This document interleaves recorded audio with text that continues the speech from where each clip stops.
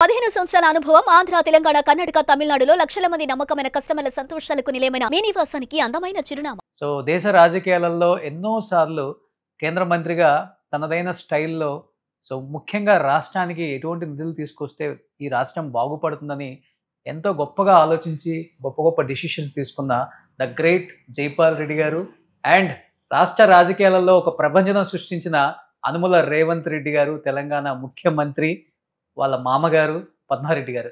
So Padma Reddy గారు నమస్కారం. నమస్తే. సో మిమ్మల్ని చూస్తున్నప్పుడల్లా చాలా చాలా హ్యాపీగా ఉంటుంది సార్. అటు పక్కన మీ అన్నగారు కాంగ్రెస్లో ఉద్దండులు అని చెప్పుకోవచ్చు. ఎన్నో పర్యాయాలు ఎమ్మెల్యేగా, ఎంపీగా, కేంద్ర మంత్రిగా ఉన్నారు. ఒకవైపు మీరేమో టీఆర్ఎస్లో 2001 నుంచి 2008 వరకు చాలా యాక్టివ్గా కేసీఆర్ గారితో ఒక మంచి జర్నీ చేశారు. సో అక్కడి నుంచి బయటకు వచ్చి టీడీపీలో, తర్వాత కాంగ్రెస్లో, ఈరోజు రాష్ట్రానికి ముఖ్యమంత్రి అయిన రేవంత్ రెడ్డి గారికి మామగారు. సో ఇవన్నీ నిజంగా చెప్పాలంటే చాలా కష్టం ఒక మనిషి హ్యాండిల్ చేయటం. ఏం చెప్పాలనుకుంటున్నారు? మీ కుటుంబం, మీ జర్నీ, మీ పొలిటికల్ జర్నీ. 2001 to 2008 టీఆర్ఎస్లో కేసీఆర్తో పార్టీలో కలిసి ఉన్నది, యాక్టివ్గా ఉన్నది యథార్థం. ఓకే. కానీ తర్వాత టీడీపీలో కానీ కాంగ్రెస్లో కానీ నేను లేను. రాజకీయాలకు మనకి పెద్దగా సంబంధం లేదు. ఓకే. మా బంధుత్వాలు రాజకీయాలు, కానీ నేను రాజకీయాల్లో లేను. సరే, రాజకీయాల గురించి అన్నీ తెలుసు, అవగాహన ఉంది. కుటుంబ నేపథ్యం ఇదంతా జరుగుతుంది కాబట్టి 60 సంవత్సరాల నుంచి తెలుసు మనం. ఓకే. సో ఫుల్ నేమ్ ఏంటి సార్ మీరు? అనంత పద్మనాభ అంటే అది రికార్డెడ్ కాదు. ఓకే. చిన్నప్పుడు మా వాళ్ళు పెట్టింది అనంత పద్మనాభరెడ్డి, కానీ అది రికార్డులో పద్మారెడ్డి గానే రాశారు. పద్మారెడ్డి గారు రాశారు. సుధిని పద్మారెడ్డి. ఇంటి పేరు సుధిని. అవును. ఓకే. సో నిజంగా తెలంగాణలో చూసుకుంటే రెడ్ల శాతం కొంచెం ఎక్కువనే చెప్పుకోవచ్చు కదా, ఆంధ్రాతో కంపేర్ చేసుకుంటే. ఇక లెక్కలు స్పష్టత లేదండి, లెక్కల్లో స్పష్టత లేదు. ఓకే.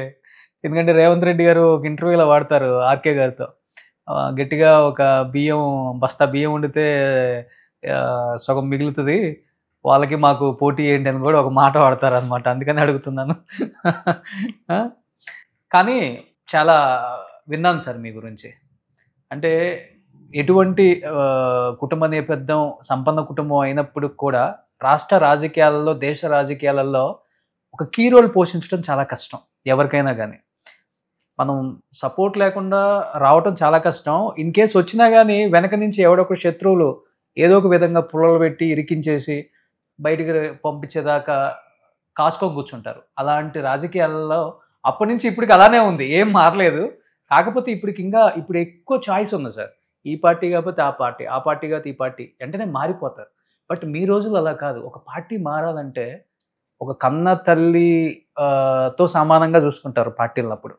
అందుకనే జైపాల్ రెడ్డి గారు అంత కీ రోల్ పోషించారు కాంగ్రెస్లో చెప్పాలి అంటే. కానీ అప్పుడు రాజకీయాలు చూసినప్పుడు, ఇప్పుడు రాజకీయాలు చూసినప్పుడు ఏమనిపిస్తుంటుంది మీకు ఓవరాల్గా? చాలా మార్పులు వచ్చినాయి.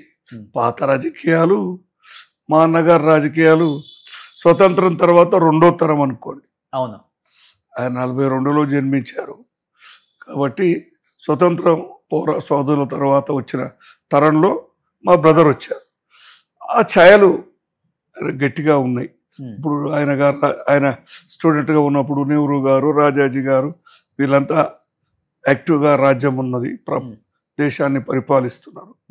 కాబట్టి ఆ ప్రభావం అంతా ఆయన మీద ఉన్నది. సిద్ధాంత రాజకీయాలు. ఓకే. ఒకటే పార్టీ కదా అన్నగారు.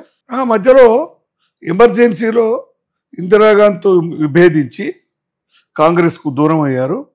మళ్ళీ 99లో జనతాదళ్ పటాపంచలం అయింది. అప్పుడు విడిపోయింది, ముక్కలుగా విడిపోయిన తర్వాత కాంగ్రెస్లో చేరారు. ఇప్పుడు బీజేపీ సిద్ధాంతం దేశానికి ప్రమాదకరం అని చెప్పి దాన్ని కాంగ్రెస్ అయితేనే ఎదుర్కోగలుగుతుందని ఇప్పుడు ఒక్కటి వచ్చారు. ఓకే. ఎందుకని అన్నయ్య కాంగ్రెస్ లో ఉన్నారు కాబట్టి మనం అదే పార్టీలో ఉంటే మన భావజాలం ఇంకొకలాగా ఉంటుంది, ఆయన ఇంకోలాగా ఉంటారు కాబట్టి మనకి పొంతన కుదరదు అని చెప్పేసి మీరు టీఆర్ఎస్ తో జర్నీ స్టార్ట్ చేశారా? అన్నయ్య గారు రాజకీయాలతో, ఈవెన్ రేవంత్ రాజకీయాలతో నాకు సంబంధం లేదు. ఓకే. నేను 2001లో నరేంద్ర గారు తెలంగాణ సాధనా సమితిని నాన్ పొలిటికల్ ఫోరం అని చెప్పారు. ఓకే. నాన్ పొలిటికల్ ఫోరం అప్పుడు తెలంగాణ కావాల్సిన ఆవశ్యకత ఉంది కాబట్టి ఆ సందర్భంలో ఆయనతో కలిశాను. ఆయన నాకు తెలిసి చాలా పాత పరిచయం నరేంద్ర గారు. తర్వాత అది టిఆర్ఎస్తో మెర్జ్ అయింది. అప్పుడు పాలిటిక్స్లో పడిపోయాను. అది బాగా యాక్టివ్గా ఉండేవాళ్ళు అప్పుడు. యాక్టివ్ అంటే ఏముంది, మనది తెలంగాణ ఉద్యమం ఒకవైపు, తెలంగాణ ఉద్యమం 8 వరకే ఉన్నాను. ఆల నరేంద్రను టిఆర్ఎస్ నుంచి తప్పుకునే వరకు, తర్వాత కొద్ది రోజులు ఉన్నాను. ఎందుకో ఈ రాజకీయాలు, ఈ తీసేయడాలు, కొట్లాడుకోవడాలు నాకు నచ్చలేదు. నేను టిఆర్ఎస్కి పోవడం మానేశాను. కానీ ఒక 7 years ఉన్నారు కదా యాక్టివ్గానే. ఉన్నా అన్నయ్య వ్యతిరేకం ఏం చెప్పలేదా? నేను ఒక పార్టీలో ఉంటే నువ్వు ఇంకొక పార్టీలో సొంత ఎజెండా తీసుకొని, ఎందుకంటే దగ్గర నియోజకవర్గాలు విభేదించి మాట్లాడాల్సి వస్తుంది, వ్యతిరేకంగా. నేను అట్లా ఎక్కడో ఇంటర్వ్యూలు ఇవ్వడం కానీ రాజకీయాల ఉపన్యాసాలు ఇవ్వడం తక్కువ, అట్లేం ఇవ్వలేదు. నేను ఆ విషయాలకు పోలేదు.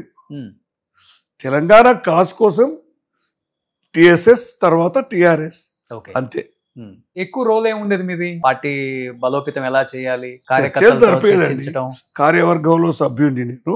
కొద్ది రోజులు ఫైనాన్షియల్ కమిటీ అని ఒకటి పెట్టారు కేసీఆర్. దానికి నేను కన్వీనరో చైర్మనో పెట్టారు. దాంట్లో 2-3 సభ్యులు ఉండేవాళ్ళం.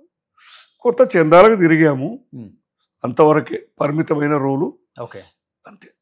కానీ మీటింగ్లకు అన్నిటికీ పాల్గొనే వాళ్ళము, డిసిషన్లో చర్చలు జరిగినప్పుడు పాల్గొనేవాళ్ళం. కానీ ఎప్పుడు బహిరంగంగా వచ్చి ఉపన్యాసాలు ఇచ్చి టిఆర్ఎస్లో రాలేదు. ఓకే, ఎలా ఉండేది మీ ఇద్దరి మధ్య? ఫ్రెండ్షిప్ అంటారా, లేకపోతే బాండింగ్ అంటారా? కేసీఆర్ గారికి, పద్మారెడ్డి గారికి? ఆయన నన్ను వయసులో నేను కాస్త పెద్దవాడిని, 3-4 ఏళ్ళు. ఓకే, అన్న అని పిలిచేవాడు, పద్మ అన్న అని పిలిచేవాడు, ఆప్యాయంగానే ఉండేవాడు.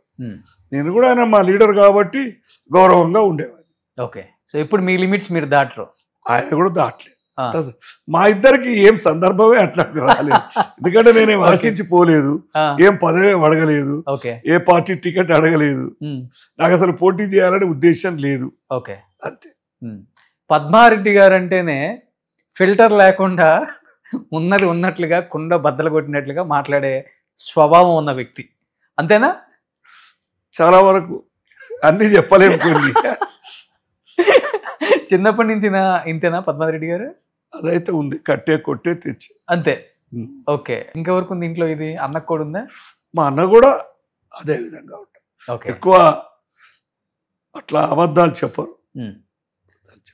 ఓకే, ఒకళ్ళని హైప్ చేయటం, ఆర్ట్ చేయడం అట్లా లేదు. ఓకే. సుమన్ టీవీలో మీ పర్సనల్ అండ్ బిజినెస్ ప్రమోషన్స్ కోసం కింది నెంబర్కి కాంటాక్ట్ చేయండి.